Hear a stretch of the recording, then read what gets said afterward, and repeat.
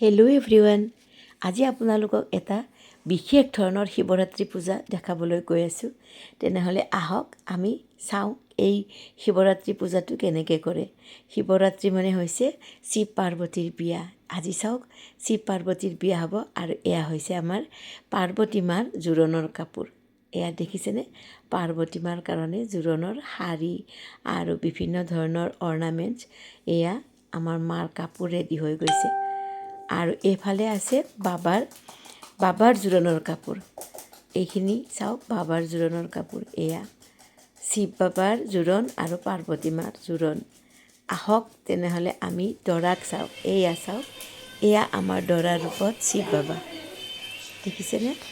এতিয়া আহক বিবাহস্থলীলৈ যাওঁ। এয়া আমি আহি আছোঁ শিৱ পাৰ্বতী মাৰ বিবাহ, য'ত আমাৰ আজিৰ বিয়াখন সম্পন্ন হ'ব। শিৱৰাত্ৰি উপলক্ষে শিৱ পাৰ্বতীৰ বিয়া। আহক এয়া চাওক, খুব ধুনীয়াকৈ ডেক'ৰেশ্যন কৰিলে বিয়াখনত। এয়া চাওক, বাবাৰ কি ধুনীয়া ফটো। শিৱ পাৰ্বতীৰ চাৰিওফালে এইবিলাক ফটো লগাইছে। আৰু এতিয়া এয়া বিয়াখন হ'ব চাদৰ ওপৰত। এয়া বলক তেনেহ'লে আমি ভিতৰলৈ সোমাই যাওঁ আৰু আপোনালোকক দেখাওঁ এই বিয়াখনৰ বিবাহস্থলী।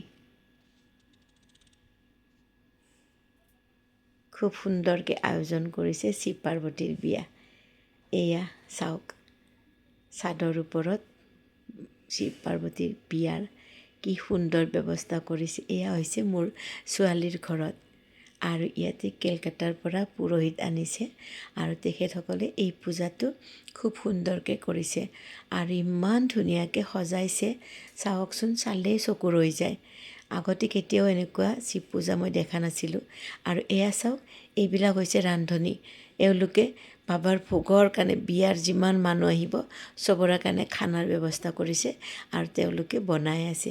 এয়া দেখিছেনে, এয়া ৰাতিপুৱাৰে পৰা আৰম্ভ হৈছে শিৱ পাৰ্বতীৰ বিয়াৰ সকলোবোৰ।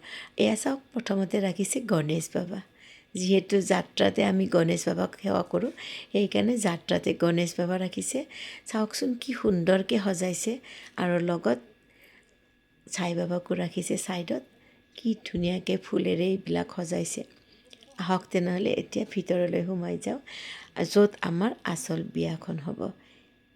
এয়া দেখিছেনে, এয়া হৈছে বিবাহস্থলী। সম্পূৰ্ণকৈ বনোৱা আছে, এতিয়াও বনাই আছে। ফুল দুবা এইবিলাকেৰে ধুনীয়াকৈ বনাইছে। এতিয়া এই পূজাটোৰ বিষয়ে আমি পণ্ডিতজিৰ পৰা অকণমান জানি লওঁ। सजाई हुई है, देखिए शिव बाबा का कितनी अच्छी तरह से सजाई है। পূজাটোৰ বিষয়ে ये है पंडित जी। पंडित जी, आप क्या पूजा होगा आज, बोलिए आप। आज शिवरात्रि है। हाँ। भगवान शिव का और माँ पार्वती का विवाह का आयोजन आज किया गया है। शाम 5:15 से पहला प्रहर शुरू होगा।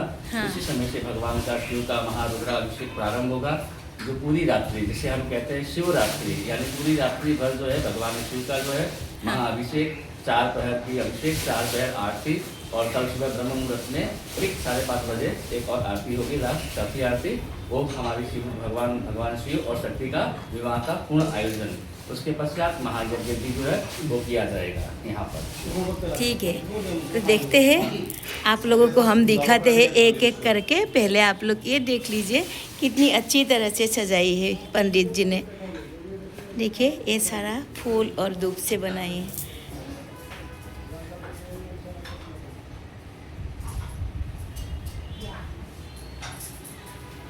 मिलते हैं मेरे नेक्स्ट वीडियो में।